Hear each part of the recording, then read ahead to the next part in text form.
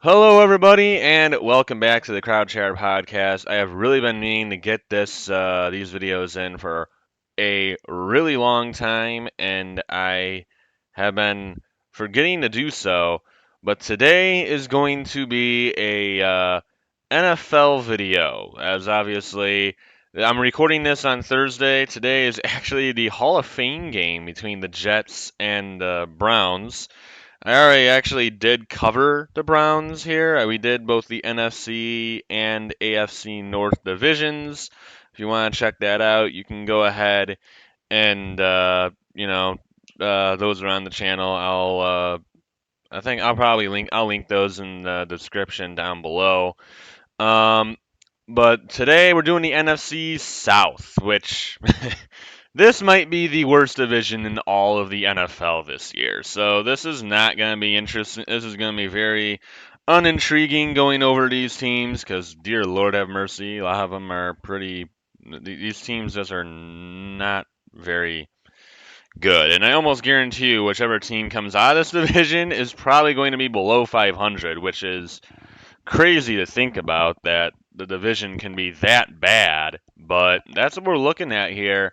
And as you can tell, the first team that we are starting with is the New Orleans Saints. I'm doing these. Actually, this is not in order of how they finished last year. Whatever. Anyway, we're starting with the New Orleans Saints because that's who I have first. I think these are probably just like my predictions. I don't know why. I don't remember what order I put these teams in and why I put them in this order. Um. So as you can probably tell, today is just me, nobody else on here for today. So, starting with this one, starting with New Orleans Saints, their schedule for the season, they start at home against the Tennessee Titans before heading on the road to take on the Carolina Panthers, Green Bay Packers. Then they will head out, or then they head back home to New Orleans, taking on Tampa Bay. On the road to take on both the Patriots and the Texans. Home against the Jacksonville Jaguars, not a easy game for them. Back on the road to take on the Colts, heading back home for the Bears, and then on the road against their favorite team in Minnesota Vikings before they get their first before they get their bye for the season. Then they'll head back on the road again to take on the Atlanta Falcons. A lot of early road games. Then they'll get a nice stretch of home games when they get the Detroit Lions, Carolina Panthers once again, and the New York Giants all at home before heading on the road to take on the LA Rams, another one of their favorite teams, and a second matchup against the Tampa Bay Bucks, and then finish at home against the ATL Atlanta Falcons. This New Orleans Saints team is not the greatest, I would say, but um, if I had to choose somebody to win this division, this would be the team. And a lot of people will complain, well, their quarterback isn't very special. Of course, their quarterback is Derek Carr. Many people would say, oh, that he's an average QB. I wouldn't put much stock into that guy. Alvin Kamara could get suspended because of what happened in Vegas.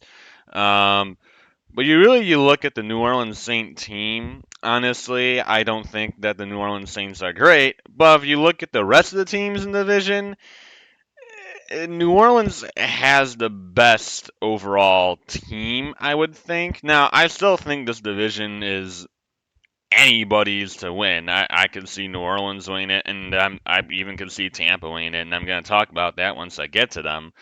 But the New Orleans Saints, you look at their overall roster, a lot of people will say that Derek Carr sucks and is no is a crap quarterback. Honestly, and people will say like a mediocre guy, but look at what he did actually with the but when he if you look at the stats of which he had with the Raiders and when they were Oakland or when they were Vegas, he had really good seasons and he had a couple seasons there for quite a bit where he nearly put up MVP type numbers. That's how good he was.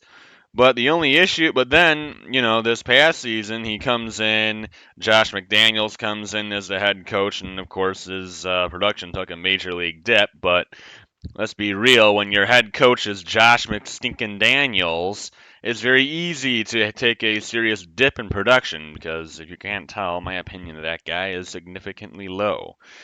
That he's a terrible head coach. Don't know why on earth the Raiders hired him. But Derek Carr, I think he's a nice I think he could be a Jared Goff type for the Saints. I think he could be a little bit better than Jared Goff for the Saints, like Jared Goff for the Lions, not the Rams.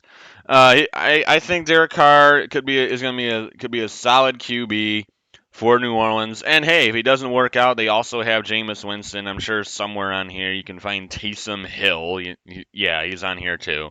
So they have options at QB, and they have a contingency plan, even if Derek Carr doesn't work out. Of which I think he'll be just fine. He has, I think, his former offensive coordinator that he had with when he had with the Raiders now in New Orleans.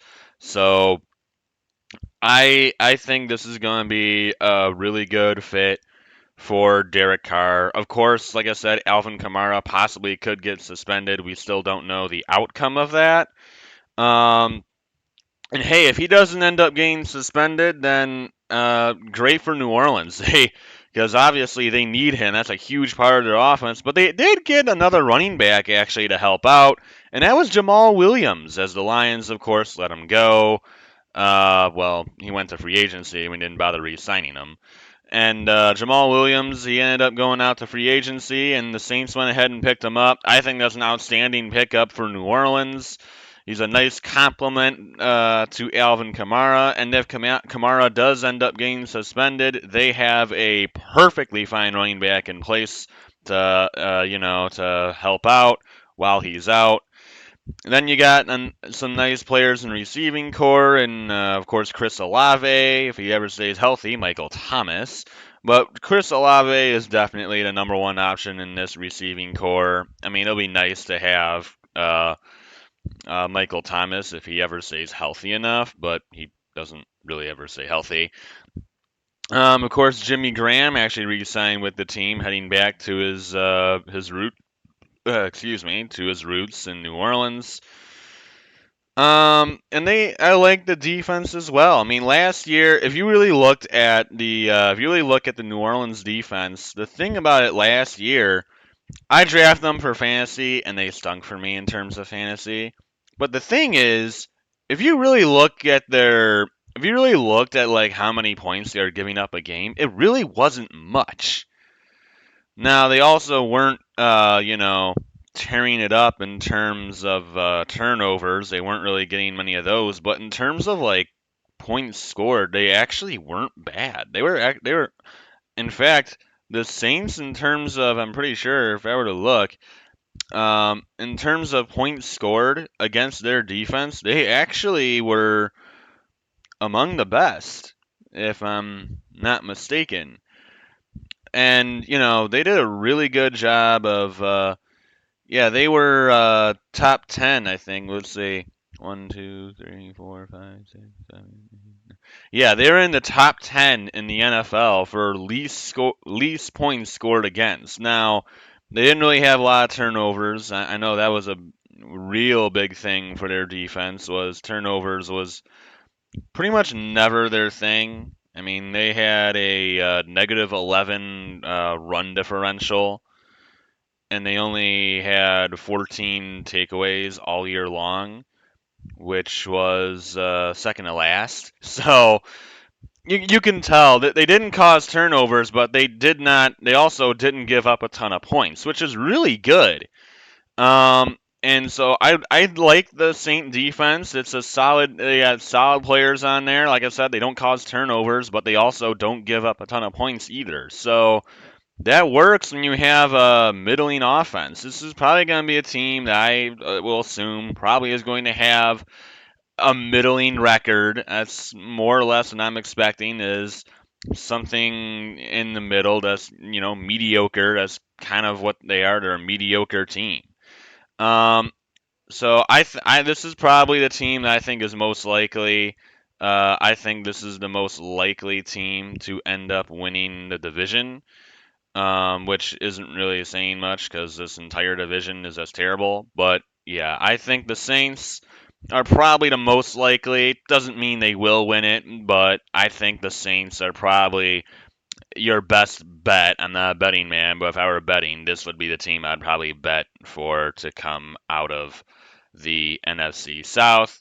We go on to the next team, and that is the Carolina Panthers. So let's go over their schedule. I do have their preseason schedules. Don't know why I actually put that on there, but I don't know. Maybe I just felt like it. But the Carolina Panthers, going over their schedule, I'm hoping I put this all down right because I copied this off of ESPN and then I put it on an actual stat sheet, and I'm hoping I didn't screw any of this up. Anyways, for the Carolina Panthers, they will start the year on the road against their arch rivals of the Atlanta Falcons. Big game right off the bat, and another big game immediately thereafter against the New Orleans Saints at home. So two massive games for young Bryce Young and a kind of exciting Panthers team. Then they'll head on the road to take on the Seattle Seahawks. Then we'll get the Minnesota Vikings at home before heading on the road before the bye twice to take on the Detroit Lions and the Miami Dolphins. Where after the bye, they'll get the Houston Texans and Indy Colts back in Carolina before heading out to Chicago, take on the Bears. Then the Dallas Cowboys will head into to Carolina and Charlotte before they head out on a three-game road stretch against the Tennessee Titans, Tampa Bay Buccaneers, and a second matchup against the New Orleans Saints before another matchup against the Atlanta Falcons back at home. Then they'll get the Packers at home, the Jags on the road, and Tampa Bay once again back at home.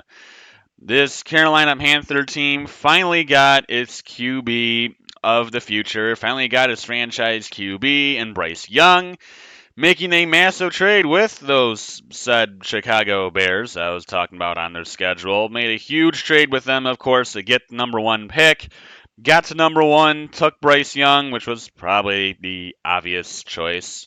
Obviously, Carolina, ever since Cam Newton has left the franchise, has been kind of searching for a QB, like seemingly forever. They tried to rent out Sam Darnold, that miserably failed. They tried to rent out Baker Mayfield, that miserably failed. So they're looking for a new quarterback. They're trying to find somebody else that they can slot in to succeed Cam Newton, and they're hoping that Bryce Young is that guy.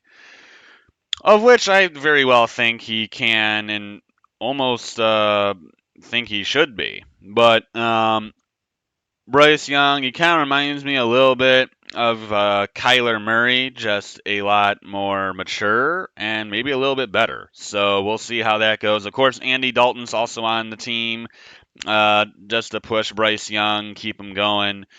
This team made a bunch of veteran signings in free agency to kind of compete with all their young guys, or to just be there for their new franchise QBs. I'm specifically talking about the receiving core with that one. But Miles Sanders, they signed a former Philadelphia Eagle running back to a decently big contract, if I remember correctly. And they bring him in after, of course, trading away Christian McCaffrey to the San Fran Niners last year. They still have Chuba Hubbard, which is a really good running back, so we'll see if he factors into the offense much this year now with Miles Sanders in town. In the receiving core, they have some really young guys in Laviska Shenault. I don't know if he did that much last year, but he did a little bit. But really, their main players probably in the receiving core will be Adam Thielen, who they signed to a nice contract, DJ Chark, former Detroit Lion, and Jacksonville Jaguar. And then their really young receivers, who they just drafted in the past year or so, and Jonathan Mingo, second round pick out of Ole Miss. And then Terrence Marshall Jr., a third round pick, I believe, out of LSU. Or was it a second round? I think it was a third round pick. So those are probably your top four receivers, and like I said, they have Laviska Shenault. They also have Demir Bird from the Chicago Bears. Don't really know if he ever plays anymore. But they have a nice receiving core. Is it necessarily the best in the league? No, but Adam Thielen's a solid receiver. DJ Chark is a solid receiver. Mingo and Marshall are both promising young players, young receivers. So jury's still out on whether those guys will really produce at all. Hayden Hurst comes in as the tight end for the Carolina Panthers, a nice tight end option for Bryce Young. Clearly, they went out and made sure that Bryce Young had somebody to throw to, because part of that Bears trade, they had to include DJ Chark along with their first round pick and I believe a second rounder and another first rounder. I don't remember what it was, but I know DJ Chark was part of the trade and he went to the Chicago Bears. So the Panthers needed receivers for their new franchise QB to throw to, and they went ahead and got him. They also drafted another one. So I like the receiving core. It's young, it's promising. The offensive line has some young guys on it as well. The defense is interesting. They have once again they have some younger guys on the defensive end of the football. Of course, the biggest name they're able to retain is Brian Burns off the edge. They also have Derek Brown, who's pretty, or not Derek Brown, or is it Derek Brown? Yeah, it might be. Yeah, Derek Brown. They also have Derek Brown, who has been pretty good, who was actually solid for them. At least I think he's been pretty good for them out of Auburn. I remember when they drafted that guy. They have a lot of young guys on this team. The defense is very young. They also did sign Von Bell to a big contract, if I remember that one correctly. They have Xavier Woods. I like the defense. The team is promising. The team is young. I think the Panthers have a promising team. It's probably going to be a few years before this team is legitimately good. But they're certainly in the early stages. They got all the young talent. Just give them a year, maybe two, maybe even three, and this team could be pretty darn dangerous. But right now they're really young. But hey, who knows? Maybe they break out this year too. I like the way the Panthers are going. The young roster is very promising. And yeah, but we'll have to see how it all pans out. But as of right now, a lot of young players, a lot of young talent, and a lot of potential left to fill. And up next, we have the Atlanta Falcons. They are the next team that we will be going over. So as always, when I do these teams, I'd go straight to the schedule. So for the schedule for the Atlanta Falcons, first you have the Carolina Panthers at home, as well as the Green Bay Packers at home before your first road game against the Detroit Lions. Then going all the way to London to take on the Jacksonville Jaguars, who are essentially a London team. And then you get to go back home to Mercedes-Benz Stadium, taking on the Houston Texans and Washington Commanders before you head on the road to take on the Tampa Bay Buccaneers and the Tennessee Titans. Then you get Minnesota at home and Arizona on the road. That's pretty much a freebie for everybody. Sorry, Sterbensky. Before they get their bye week, and then they will have the New Orleans Saints at home, Jets on the road at MetLife, the Buccaneers back at home, Carolina on the road, the Colts at home, and then the Bears and the Saints both on the road to finish the year. Atlanta is, I think it's like ever since they won that Super Bowl that they have just managed to somehow get worse and worse and worse literally every season. And it really is quite insane to me how they keep getting worse every year. I mean, like I said, I mean, I don't remember what the year was. Was it 2017? I want to say when they, of course, made the infamous 28 to when they blew the infamous 28-3 lead against against the New England Patriots. I'm trying to look up what year it was. 2017, so I was right. Okay, but of course it was the against the Patriots where they blew that lead, but really I feel like ever since they've only gotten worse and they have never been able to regain what they had during that season. They've only gotten worse, and now they're just completely miserable. But the Atlanta Falcons, this team, to me, when I look at these guys, they really need defense. And I mean, the offense is okay. I mean, it's not great, but they got decent players on the offensive end, and they have talent on offense. So um, they got some solid players on that end, and we'll see how they play. But like this year, they had, of course, a really high draft pick. They had the number 8 pick in the NFL draft, and instead of taking it on what most people expected to be a defensive player, Jalen Carter was available at that time. Excuse me, at that time.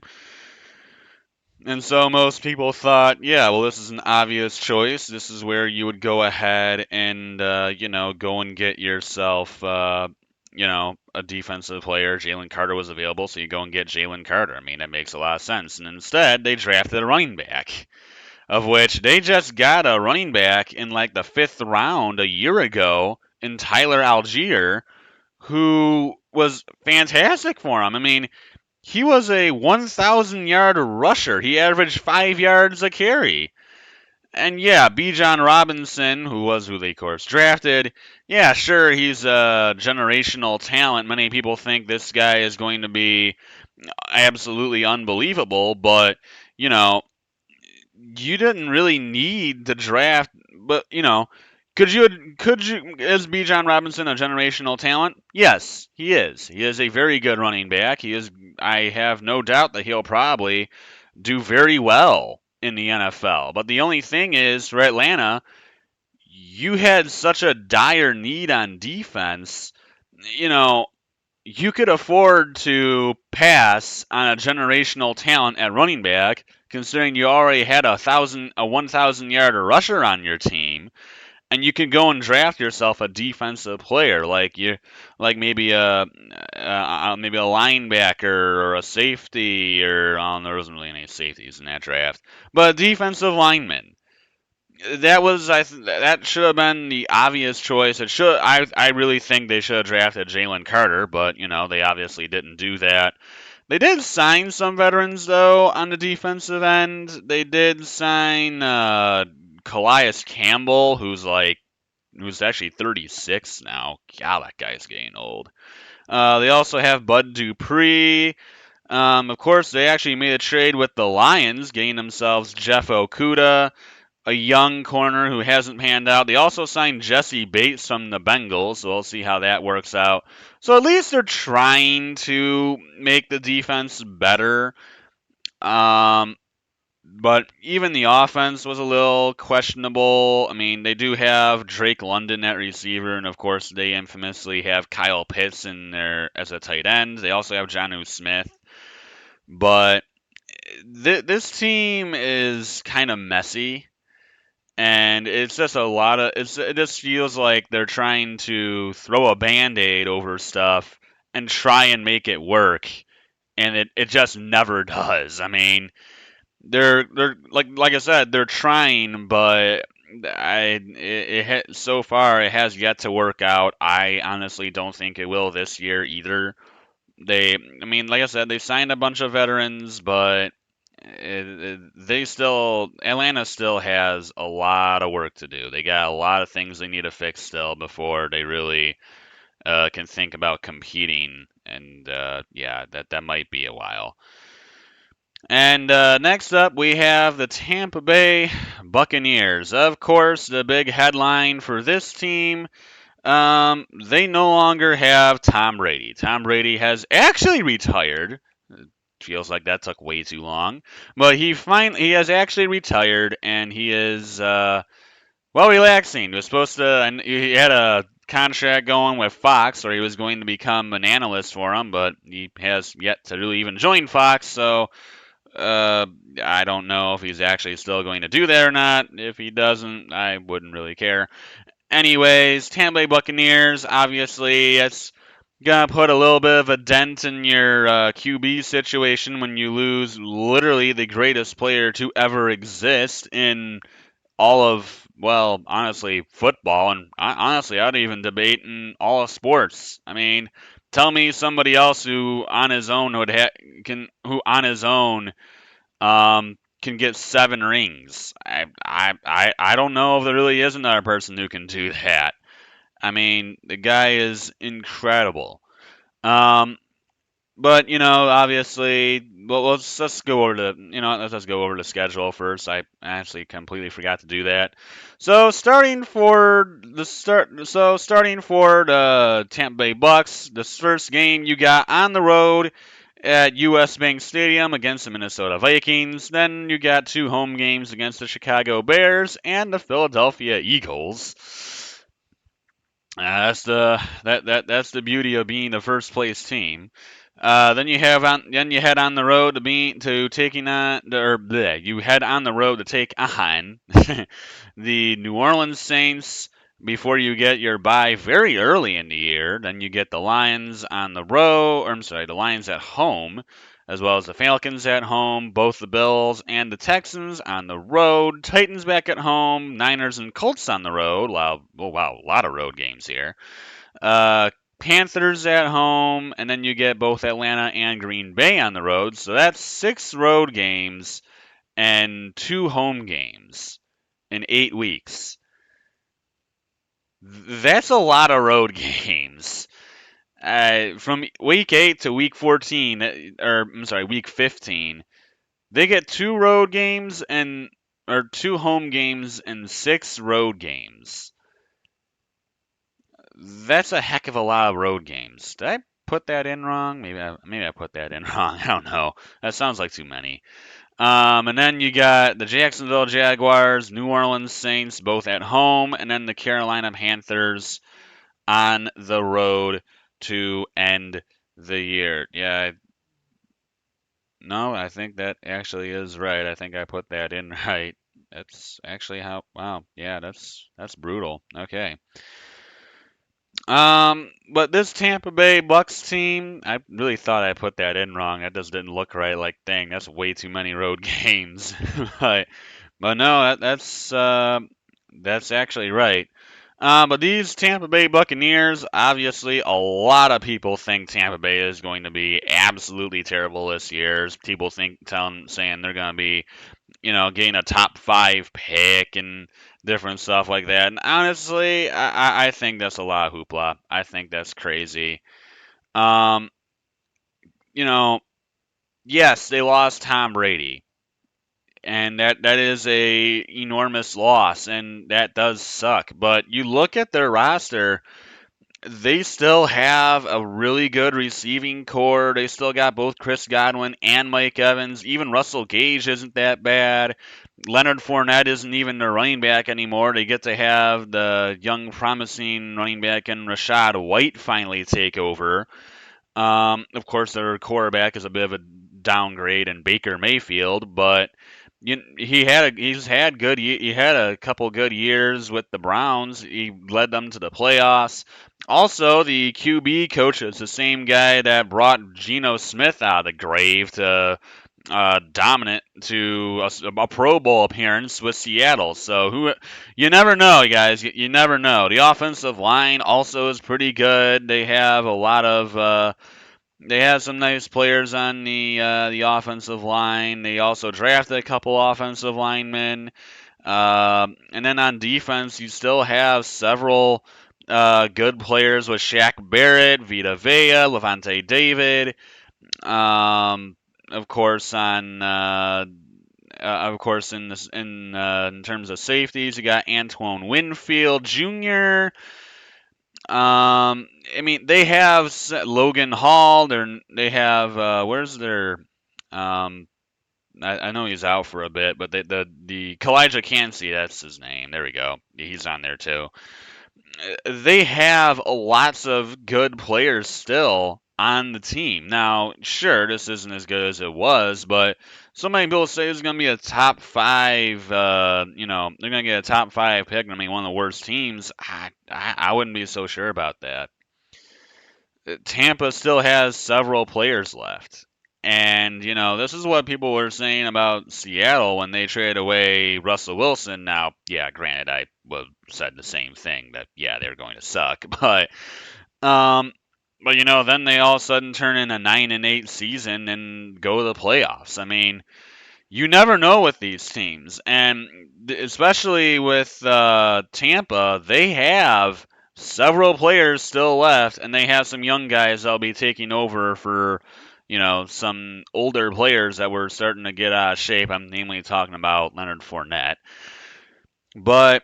I like this Tampa team is interesting. Now is it a great team? Again, no. I mean I just went over all these teams. None of these teams are really that special. But many people say that Tampa is going to be going to get a top five pick. I wouldn't be so sure.